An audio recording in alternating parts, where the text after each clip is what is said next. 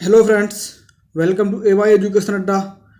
Friends, आज इस video में हम लोग देखेंगे भारतीय संविधान के विदेशी स्रोत, यानी कि जो हमारा संविधान बना था उस संविधान में जो अदर कंट्रीज़ थी उन कंट्रीज़ के कॉन्स्टिट्यूशन से क्या क्या पार्ट लिया गया था। तो फ्रेंड्स, इस वीडियो में हम लोग इसी पे चर्चा करने वाले हैं और ये बहुत ही इम्पोर्टेंट फैक्ट्स होते हैं। फ्रेंड्स, ये एग्ज़ाम में बहुत ही ज़्यादा पूछे जाते हैं, बहुत इंपॉर्टेंट पॉइंट्स होते हैं। तो हम लोग स्टार्ट करते हैं वीडियो को।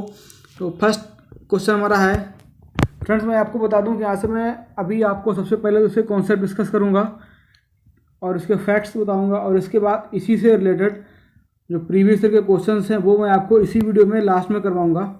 तो सबसे पहले हम लोग थोड़ा पढ़ लेते हैं इसके बारे में, इसके बाद आगे हम इसके क्वेश्चन भी लगाएंगे। तो फ्रेंड्स देखते हैं कि भारतीय संविधान के विदेशी स्रोत, इसमें जो ब्रिटेन था, ब्रिटेन से जो भी चीज़ें ली गई थी तो उस सब के बारे में मैंने आपको बताने की कोशिश की है।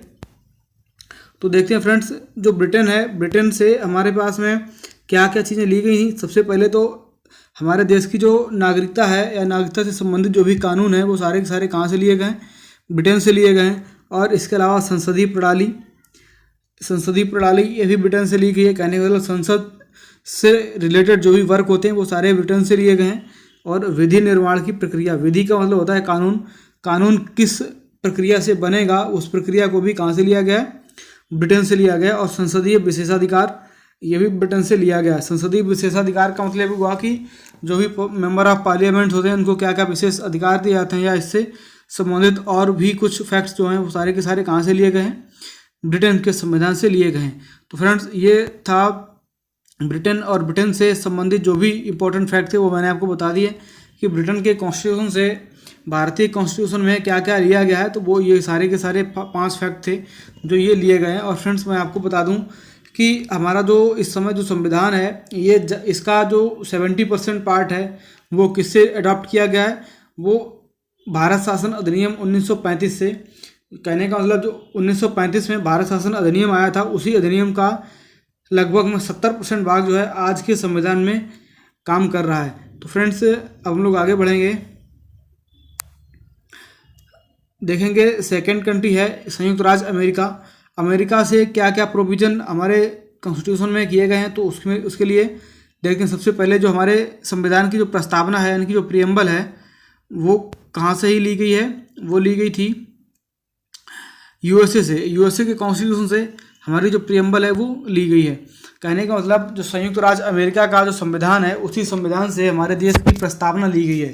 तो फ्रेंड्स इंपॉर्टेंट पॉइंट है, इससे क्वेश्चन पूछा आता है प्रस्तावना से रिलेटेड। और आगे हम लोग देखेंगे मौलिक अधिकार, जो मौलिक अधिकार हैं ये भी अमेरिका से लिए गए हैं। और स्वतंत्र न्यायपालिका कहने का मतलब जो न्यायपालिका होगी वो पूरी की पूरी तरीके से स्वतंत्र होगी, उस पर किसी का भी कोई प्रेशर नहीं होगा। तो ये इस चीज़ को कहाँ से अडॉप्ट किया गया है, यूएसए के कॉन्स्टिट्यूशन से अडॉप्ट किया गया है। तो फ्रेंड्स हम लोग आगे बढ़ेंगे, नेक्स्ट देखते हैं जो राष्ट्रपति का पद है ये भी कहाँ से लिया गया है, ये अमेरिका के संविधान से लिया गया है। राष्ट्रपति का पद जो है ये अमेरिका के संविधान से लिया गया है। फ्रेंड्स और मैं आपको बता दूं कि राष्ट्रपति के जो निर्वाचन की प्रक्रिया है वो निर्वाचन की प्रक्रिया ली गई है आयरलैंड के संविधान से। और इसी के आगे दिया गया है हमारा जो राष्ट्रपति के निर्वाचन का विचार, जो राष्ट्रपति होगा उसको निर्वाचित किया जाता है। आप लोग जानते होंगे इस चीज़ को अच्छी तरीके से, क्योंकि निर्वाचन में और चुनाव दोनों में ही अंतर होता है। कहने का मतलब जो सिलेक्ट किए जाते हैं और जो निर्वाचित किए जाते हैं दोनों में अंतर होता है, दोनों में बहुत डिफरेंस होता है। तो हम चूँकि जिस चीज़ के लिए हम जो वोट करते हैं वो क्या होता है, वो होता है चुनाव होता है ना। और इसके बाद चुनाव होने के बाद में जो हमारे द्वारा मेंबर्स चुने जाते हैं वही चुने हुए मेंबर्स होते हैं वो निर्वाचित करते हैं राष्ट्रपति को। तो ये प्रक्रिया होती है राष्ट्रपति के निर्वाचन की। तो इस निर्वाचन का जो विचार है वो कहाँ से लिया गया है, संयुक्त राज्य अमेरिका से लिया गया है। नेक्स्ट पॉइंट देखेंगे हम लोग, कार्यपालिका का अध्यक्ष राष्ट्रपति होगा। जो कार्यपालिका है, कार्यपालिका का अध्यक्ष होगा कौन, राष्ट्रपति होगा। तो कार्यपालिका के बारे में मैं आपको अगर बताऊं तो कार्यपालिका में हमारी दोनों सदन आ जाते हैं, राज्यसभा और लोकसभा और राज्यसभा। और उसी में हमारा प्रधानमंत्री भी होता है, जो कि लोकसभा का ही सदस्य तो हमारा प्रधानमंत्री होता है। और राष्ट्रपति भी कार्यपालिका का सदस्य होता है। तो उस जो कार्यपालिका होगी उस पालिका का पूरा अध्यक्ष कौन होगा, वो होगा राष्ट्रपति होगा। तो फ्रेंड्स आगे बढ़ेंगे हम लोग। उच्च सदन यानी कि राज्यसभा होती है, और राज्यसभा को सभापति होगा वो कौन होगा, वाइस प्रेसिडेंट होगा, उपराष्ट्रपति होगा।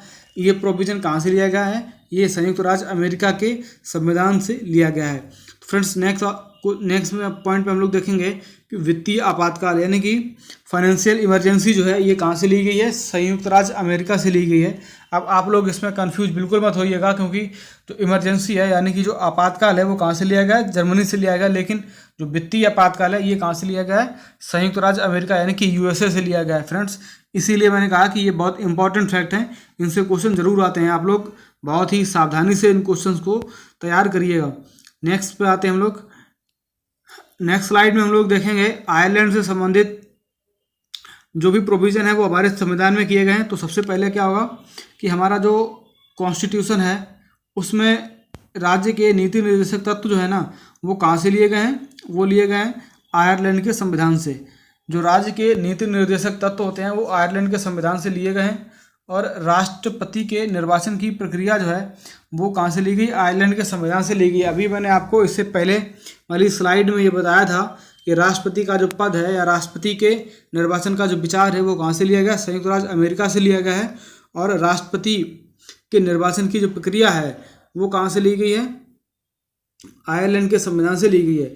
राष्ट्रपति द्वारा राज्यसभा में 12 सदस्यों का मनोनयन, जो राष्ट्रपति के द्वारा राज्यसभा में 12 सदस्य जो हैं मनोनीत किए जाते हैं, तो वो पूरा का पूरा प्रोविज़न कहाँ से लिया गया है, आयरलैंड से लिया गया दोस्तों।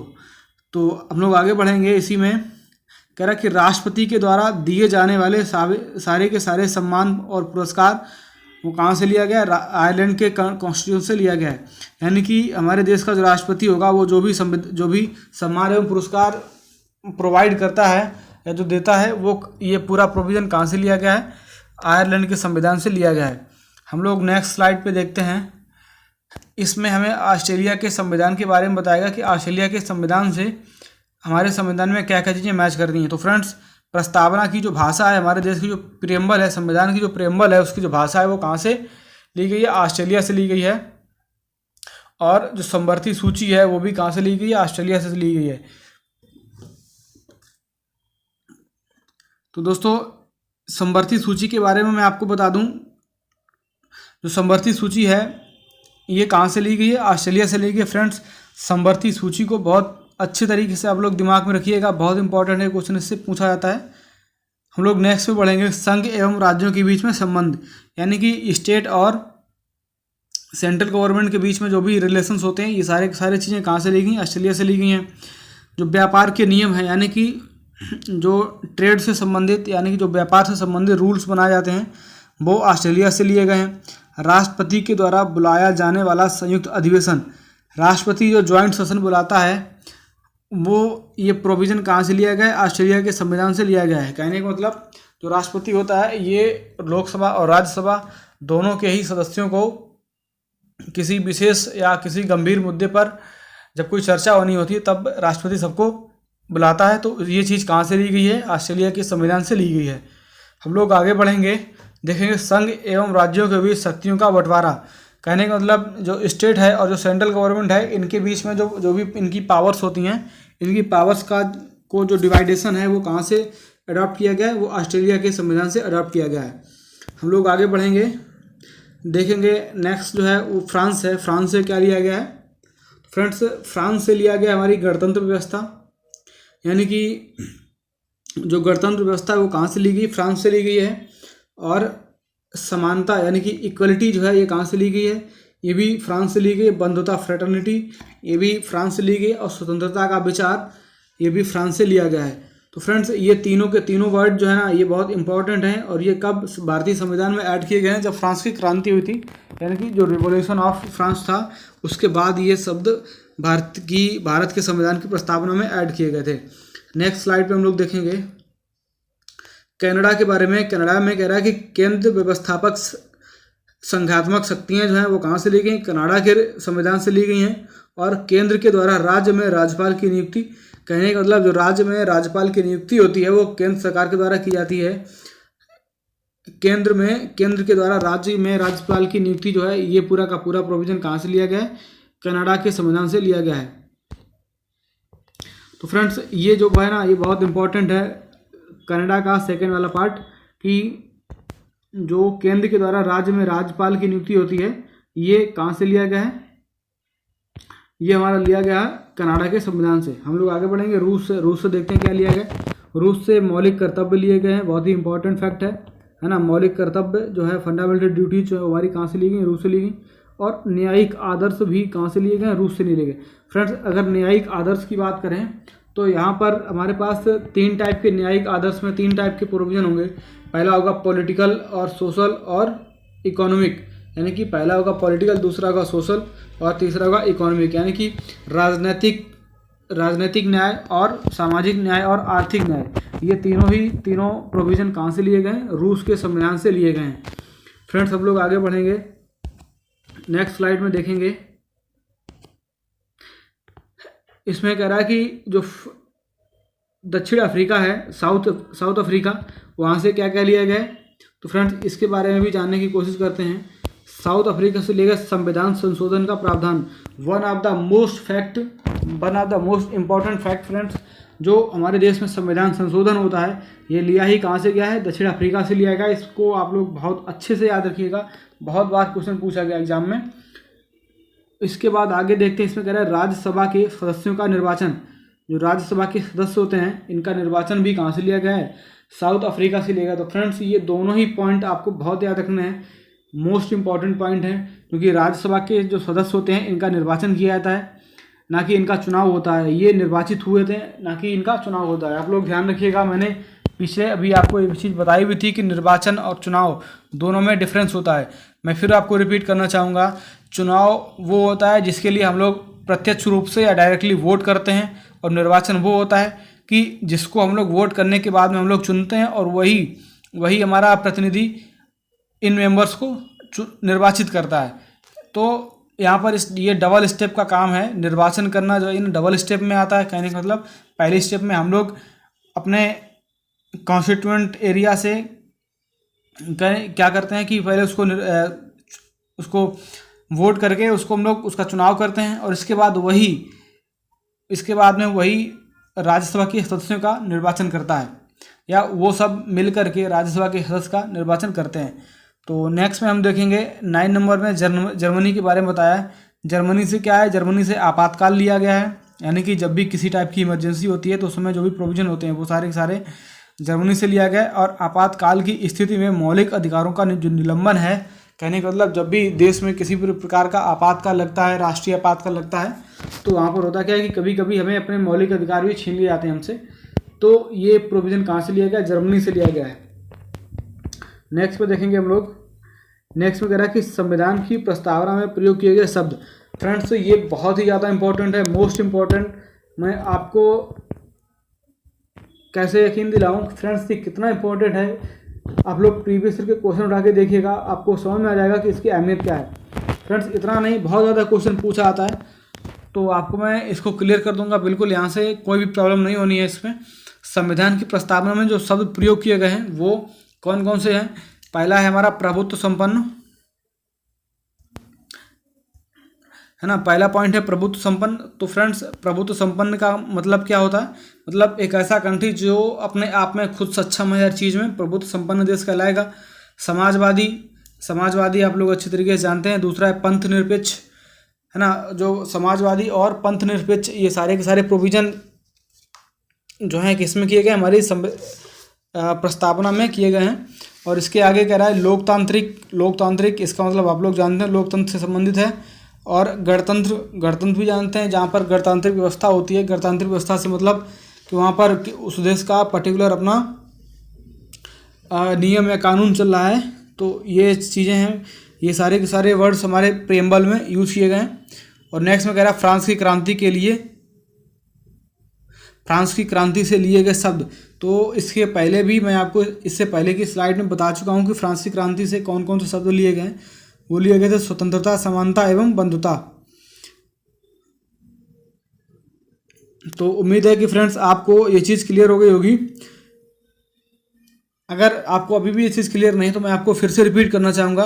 फ्रेंड्स जो प्रभुत्व संपन्न है वो ऐसा कंट्री होता है कि जिसमें अपने आप में खुद ही सारी पावर्स होती हैं, वो किसी दूसरे देश पर डिपेंड नहीं रहता है, प्रभुत्व संपन्न कहलाता है, ठीक है ना। और समाजवादी तो आप लोग अच्छे तरीके से जानते ही होंगे, समाजवादी में ऐसा कुछ है भी नहीं ज़्यादा बताने को।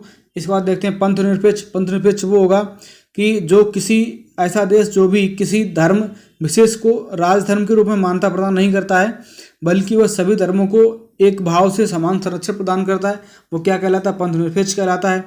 और लोकतांत्रिक तो आपको पता ही होगा अच्छे तरीके से, लोकतांत्रिक वह शासन व्यवस्था होती है जहाँ पर जनता का शासन होता है, यानी कि जनता के द्वारा शासन स्थापित किया जाता है, वो लोकतांत्रिक होता है। और अगर इसके बाद अगर गणराज्य की बात करें या गणतंत्र की बात करें, तो ये कहने का मतलब ये एक वो व्यवस्था होती है जहाँ पर इस देश का एक कहने का मतलब जहाँ पर गणतंत्र व्यवस्था वो होती है जहाँ पर किसी भी देश का कहने का मतलब वंशानुगत कोई अध्यक्ष नहीं होता है। जैसे पहले राजा महाराजाओं का शासन हुआ करता था, तो वहाँ पर क्या होता है कि अगर राजा मरता था तो उसका बेटा शासन करता था, तो वो क्या होती थी, वो गणतांत्रिक व्यवस्था नहीं होती थी। लेकिन गणतांत्रिक व्यवस्था क्या है कि जहाँ पर आज मान लो भारत के राष्ट्रपति आज रामनाथ कोविंद जी हैं, तो अगला कौन बनेगा वो रामनाथ कोविंद जी के परिवार से हो भी सकता नहीं हो सकता है, मतलब तो इस कहने का मतलब यहाँ पर ये है कि यहाँ पर वंशानुगत नहीं होता है, वो गणतांत्रिक व्यवस्था होती है। तो अब आपको ये चीज़ बहुत अच्छे से क्लियर हो गई होगी। हम लोग आगे बढ़ेंगे, देखते हैं। अब हम लोग इंपॉर्टेंट क्वेश्चंस करेंगे कुछ ना कुछ, इसके जो सारे के सारे प्रीवियस क्वेश्चन हैं। फ्रेंड्स, पहला क्वेश्चन कह रहा है कि निम्नलिखित में से कौन सा प्रावधान ब्रिटेन के संविधान से नहीं किया गया है। तो फ्रेंड्स, जो संसदीय प्रणाली है मैं आपको भी बता चुका हूँ, संसदीय प्रणाली कहाँ से ली गई, ब्रिटेन के संविधान से ली गई है। नागरिकता कहाँ से ली गई, ये भी ब्रिटेन के संविधान से ली गई है। और कानून निर्माण की प्रक्रिया जो है ये भी कहाँ से ली गई है, ब्रिटेन के संविधान से ली गई। और विधि के द्वारा स्थापित प्रक्रिया ये कहाँ से ली गई, ये हमारी ब्रिटेन के संविधान से नहीं ली गई है। और मैं इसको आप लोगों को बहुत अच्छी तरीके से बता भी चुका हूँ कि जो हमारी विधि के द्वारा स्थापित प्रक्रिया है ये कहाँ से ली गई है, ये जापान के संविधान से ली गई है। तो फ्रेंड्स, कहाँ से ली गई है, जापान के संविधान से ली गई। आप लोग अच्छे तरीके से इसको याद रखिएगा। हम लोग नेक्स्ट क्वेश्चन पे बढ़ेंगे।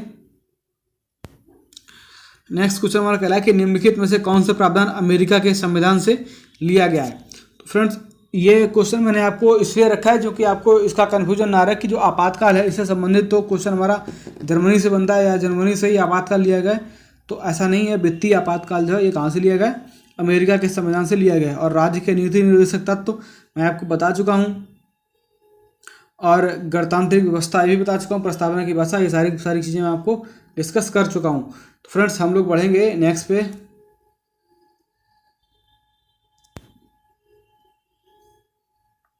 राज्य के नीति निर्देशक तत्व निम्नलिखित में से किस देश के संविधान से लिए गए हैं।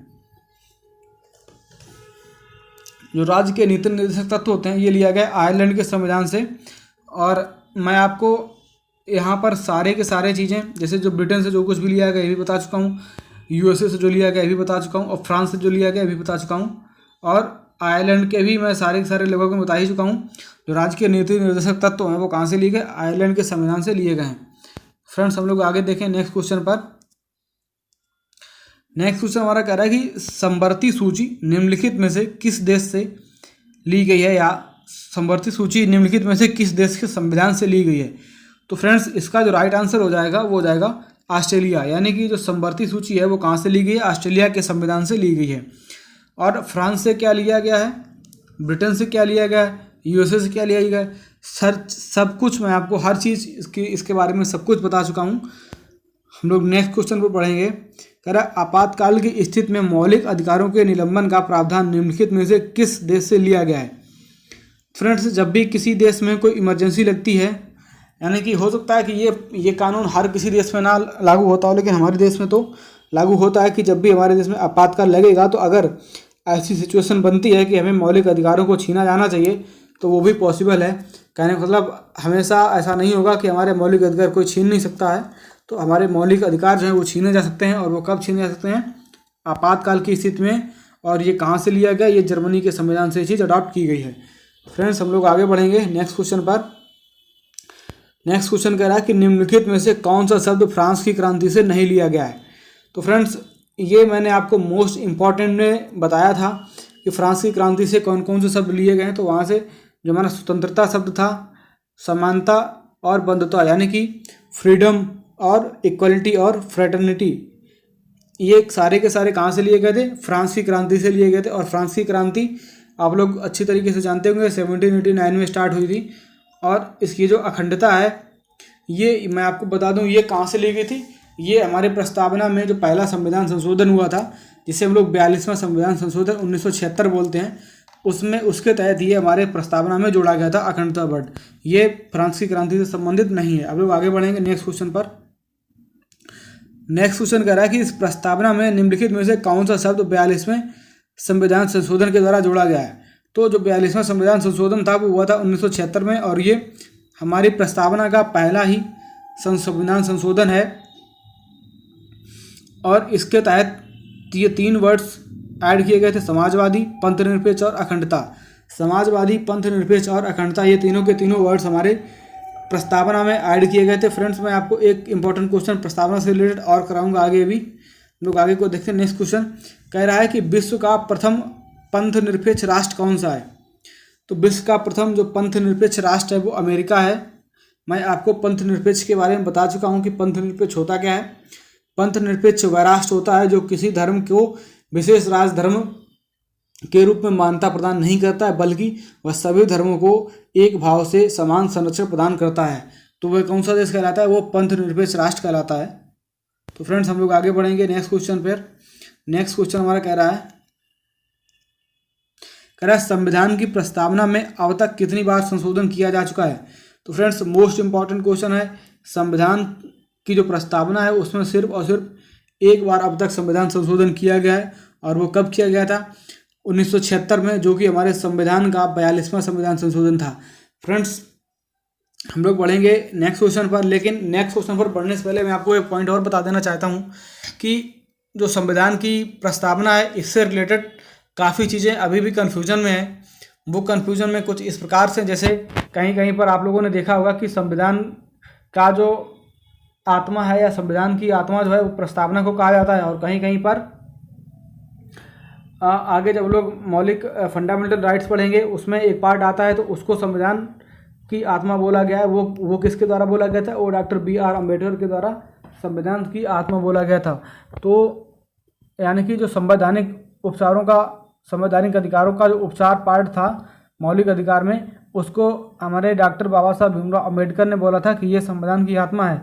लेकिन अगर देखा जाए तो संविधान की आत्मा किसको बोला जाता है? प्रस्तावना को संविधान की आत्मा बोला जाता है। और कुछ लोग प्रस्तावना को पहले ये नहीं मानते थे कि ये भारतीय संविधान का ही भाग है, लेकिन कुछ समय के बाद में इसको भी भारतीय संविधान का भाग मान लिया गया था कि प्रस्तावना जो है ये भी एक भारतीय संविधान का भाग है, और इसीलिए इसमें बाद में एक संविधान संशोधन भी किया गया था।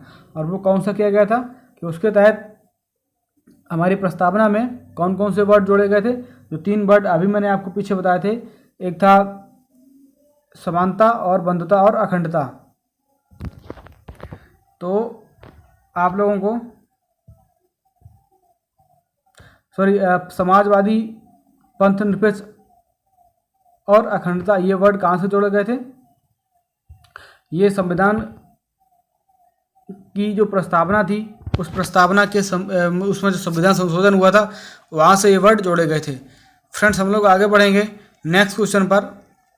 हमारा जो नेक्स्ट क्वेश्चन कह रहा था, हम लोग इसको पढ़ चुके थे कि संविधान की प्रस्तावना में अब तक कुल कितनी बार संशोधन किया जा चुका है, तो वो हुआ था सिर्फ एक बार। हम लोग आगे बढ़ेंगे नेक्स्ट क्वेश्चन पर।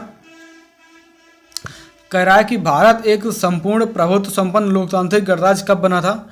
तो फ्रेंड्स, क्वेश्चन तो इजी है, लेकिन लैंग्वेज से आपको ऐसा लगेगा कि हो सकता है कि इसमें और कुछ पूछ रहा हो, लेकिन ऐसा कुछ भी नहीं है। हमारा जो क्वेश्चन है वो सीधा सीधा यही है कि भारत एक संपूर्ण प्रभुत्व संपन्न लोकतांत्रिक गणराज्य कब बना था? यानी कि जब हमारा संविधान लागू हो गया था तभी से ये सारे के सारे प्रोविजन स्टार्ट हो गए थे। यानी कि जो देश था हमारा वो प्रभुत्व संपन्न भी हो गया था, लोकतांत्रिक हुआ था और गणराज्य भी बन गया था। तो ये कब हुआ था? 26 जनवरी 1950 को। ये कब हो गया था? 26 जनवरी 1950 को। तो इस क्वेश्चन का जो राइट आंसर है वो थर्ड ऑप्शन हो जाएगा। तो फ्रेंड्स, ये थे 10 क्वेश्चन, और इससे पहले मैंने आपको इंपॉर्टेंट फैक्ट बताए थे इससे रिलेटेड, और इसके बाद में इसके 10 क्वेश्चन। तो फ्रेंड्स उम्मीद है कि आपको वीडियो अच्छा लगा होगा। अगर आपको वीडियो अच्छा लगा है तो हमारे चैनल को ज़रूर सब्सक्राइब ज़रूर करें और अपने दोस्तों के पास में इसको शेयर करना ना भूलें। तो फ्रेंड्स हम लोग मिलेंगे नेक्स्ट वीडियो में, तब तक के लिए जय हिंद, जय भारत।